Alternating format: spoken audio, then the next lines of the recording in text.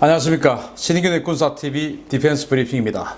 오늘도 역시 전세계 각종 군사 안보, 국방, 무기 관련한 소식 중에 중요한 소식 간추려서 브리핑 해드립니다. 자, 신인균의 군사TV 역시 구독, 알림 해주십시오. 그런데 어제 제가 중국군의 자주포 이야기 해드리면서 까보중, 역시 메이드 인 차이나는 어쩔 수 없다 라는 모습 알려드렸는데, 오늘은 2탄으로 까보러 러시아 제국이 정말 황당한 푸틴 대통령 개구력을 당한 모습 한번 알려드리겠습니다.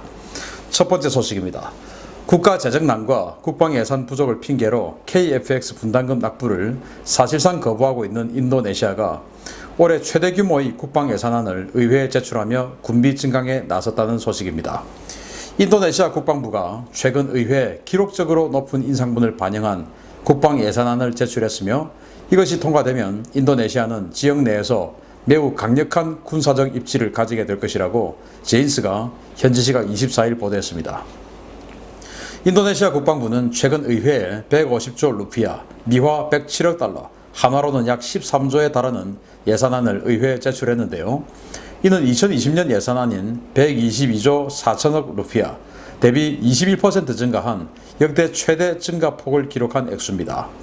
인도네시아는 이 기록적인 예산 증액을 통해 신형 경전차, 그리고 장갑차, 호위함, 초계함, 전투기 구매 사업에 속도를 낸다는 계획인데요. 인도네시아의 이러한 예산 증액 계획에 KF-X 분담금 미납액에 대한 내용은 찾아볼 수 없었습니다. 인도네시아는 KF-X 개발비 8조 7천억 원 가운데 20%인 1조 7천억 원을 내고 48대의 KF-X를 도입하기로 했지만, KF-X 시제기 조립이 들어간 현재까지 5천억 원 넘게 미납 중이고, 파견했던 기술자도 전부 복귀시켰습니다. 인도네시아는 예산 부족을 이유로 KF-X 분담금 납부를 거부하면서 높은 수준의 기술 이전과 자금량 할당, 그리고 분담금 대신 원유나 수송기 등 현물 납부를 요구해 왔는데요. 돈이 없다던 인도네시아가 역대 최대 규모로 국방비를 늘려 미국과 유럽산 무기 쇼핑에 나서는 상황을 우리 당국은 보고 있는지, 이러고도 인도네시아 계속 붙잡고 싶은 것인지 묻고 싶습니다. 제인스가 보도를 했는데, 지금 21%의 국방 예산 증액이다 이거예요. 21%. 야, 이거 엄청난 거죠. 그래서 그거 가지고 터키하고 지금 같이 이렇게 하는 하리마오 경전차, 그리고 장갑차, 또 시그마급 스텔스 초계함, 스텔스 호위함, 그리고 초계함, 이런 것들 막 구매 작업에 속도를 내고, 그리고 이제 미국의 F-16V 도입하는 거, 또 러시아가 수호이 35 도입하고 싶고, 또 프랑스 가서는 라팔 도입할까 또 이러고 있고, 또 우리 209급 잠수함 9척 도입하기로 해놓고 3척만 하고 나머지는 필요 없고 프랑스 가서 스콜펜급 할까 또 이러고 있고, 이런 마당에 그거야 우리하고 약속 계약서 도장 다 찍은 건 아니니까 그렇다 치는데, 이 KF-X는 돈은 줘야죠. 그런데 돈을 주지 않고 이렇게 국방 예산을 파격적으로 증액한다. 그러면서 우리 KF-X 예산에 대해서는 이런 방구가 없다. 이거 정말 대한민국을 어떻게 보는 겁니까? 진짜 우리 국방부가 강력하게 항의하고 지금이라도 KF-X 프로그램에서 인도네시아 쫓아내버리고, 그냥 이왕 이렇게 된 거 우리 혼자 할 수밖에 없지 않느냐, 빨리 결심해야 됩니다. 자꾸 끌려가다가는 나중에 더 큰 재앙을 당하게 된다 라는 그런 안타까운 말을 드릴 수밖에 없습니다. 빨리 결심하세요. 두 번째 소식입니다. 바로 까보로입니다. 바이러스 사태로 모두가 극구 만류했던 러시아의 전승절 열병식이 결국 강행됐습니다. 행사장 한복판에서 러시아가 자랑하는 최신형 장갑차가 퍼레이드 도중 화재로 불이 타며 세계적인 망신을 당했다는 소식입니다.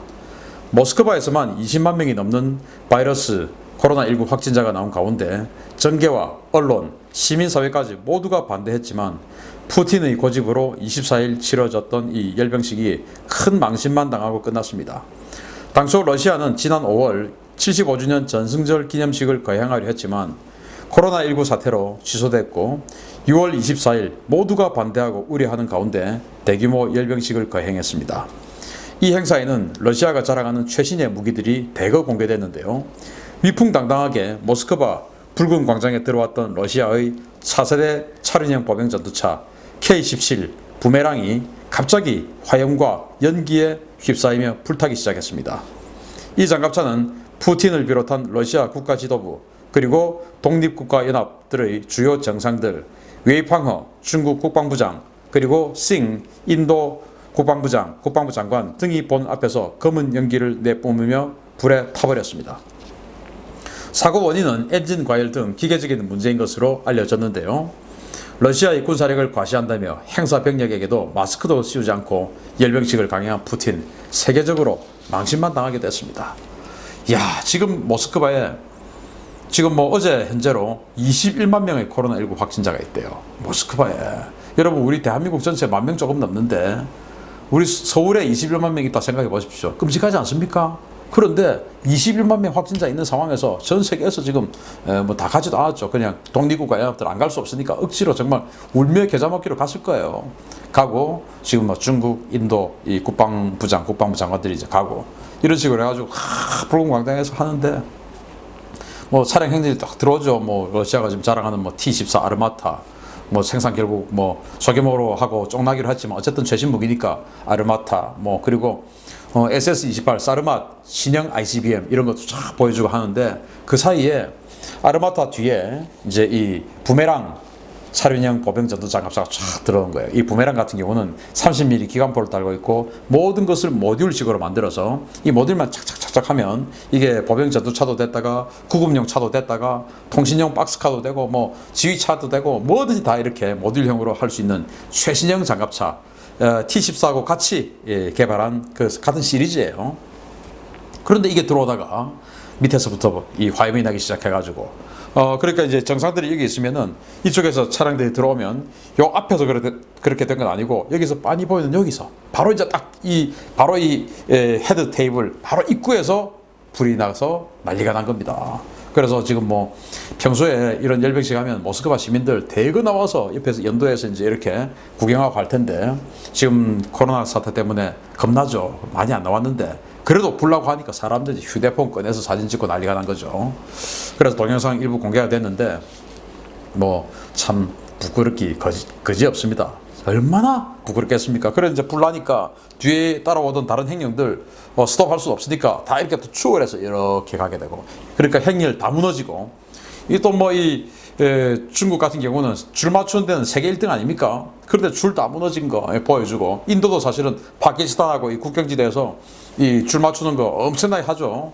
인도 같은 경우는 열병식 하면서 오토바이 쇼까지 하는 나라인데 이 줄 다 무너지는 거 보여주고 이 독립국가 연합들 전부 다 과거 소련 출신들이기 때문에 줄 맞추는 거 선수들이죠. 또 중요하게 생각하죠. 줄 다 무너지고 불나고 정말 푸틴 대통령이 자기의 영구 집권을 위한 이 쇼를 하려고 하다가 이렇게 정말 세계적인 굴욕을 당하게 되어버렸습니다. 어제 중국이 자주포 쫙 보여주면서 일제사격하는 거 보여주는데 완전히 댄싱 자주포 보여주면서 중국제의 그런 정말 능력을 가감없이 보여준 까보중을 보여줬죠. 댄싱 자주포. 그런데 오늘은 이 화염 장갑차 보여주면서 까보러 러시아자는 까보니까 러시아자네 하는 이런 거 다시 한번 보여줘서 거의 이틀 연속으로 중국과 러시아가 우리를 웃게 만들어 줍니다. 세 번째 소식입니다. 최근 러시아 전투기가 미군 항공기에 매우 근접하게 붙어 위협 비행을 한다는 소식 종종 전해드렸는데요. 이번에는 중국이 비슷한 도발을 해서 미국을 분노케 하고 있습니다. 지난 24일 대만 동남쪽 국제공역에서 공중급유 중이던 미군기에 중국 전투기가 붙어 위협 기동을 했다고 대만 빈과일보가 25일 보도했습니다. 보도에 따르면 24일 대만 동남 해역에서 비행하며 공중급유 중이던 미 공군 KC-135 공중급유기와 미 해군의 P-3C 해상 초계기에 중국 전투기가 접근했습니다. 미군은 국제공용통신을 통해 중국 전투기에 접근하지 말라고 경고했지만 중국은 이를 무시하고 계속 접근했고 매우 위험한 거리까지 다가갔다가 되돌아간 것으로 알려졌습니다. 항공기가 다른 항공기에 연료를 보급해주는 공중급유 작업은 매우 난이도가 높고 위험한 작업인데요. 이런 작업이 이루어지고 있는데 다른 항공기가 접근한다는 것은 대단히 위험하고 적대적인 행위로 간주됩니다.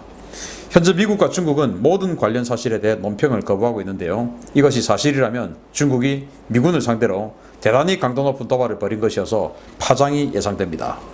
이 J10, 이 사진에 있는 J10인지 아니면은 수호이 30인지 알 수는 없습니다. J11인지. 왜냐, 대만 언론이 거기까지는 공개 안 했기 때문에. 그런데 어쨌든 이 공중급유기가 P3C 해상 초계기에 급유를 해주고 있다. 야, P3C 해상 초계기가 급유받는 거 저도 좀 또 아주 이례적인데, 어쨌든 급유를 받고 있는 상황에 중국 전투기가 확 접근하고 그것도 아주 초근접 접근을 했다 이거예요. 여러분들 한번 생각해 보십시오. 우리 여성들 중에서 뭐 조금 여성들 중에서도 운동 좀 하고 무술 좀 배우고 하는 그런 여성들이 있으니까 뭐 그런 있다 치고요. 그런 분이라 하더라도 여성들 중에서 이제 아이를 낳아서 나중에 뭐 가다가 보면은 이 모유를 수유할 때가 있지 않습니까? 아무리 그 여성이 무술이 뛰어나고 하더라도 모유 수유하고 있을 때 위협하면 됩니까? 안 됩니까? 안 되죠. 마찬가지예요. 그렇게 하늘에서 수백 킬로미터의 속도로 이렇게 품을 꽂고 급유를 하고 있는데, 이게 지금 양쪽이 뭔가 삐끗해버리면 서로 간에 큰 사고가 나게 되는데, 여기에 중국 전투기가 확 접근해서 위협했다? 이거 정말 위험한 상황이에요. 그래서 이런 위험한 도발을 지금 중국이 미국에게 했는데, 알고 했는지 모르고 했는지 모르겠지만 정말 알고 했다면 이거 미국이 엄청난 응징보복을 할 수 있는 가능성이 높습니다. 왜? 굉장히 큰 위협을 느꼈기 때문에. 따라서 중국이 정말 이제는 도를 넘는 그런 자세까지 올라간 거 아니냐라고 생각이 되고, 뭐 국제사회에서 특히 미국이 중국에게 한번 따끔한 응징을 할 때가 되어가지 않나 라고 생각이 됩니다. 응징 한번 기대해 보겠습니다. 오늘 순서 마치겠습니다. 감사합니다.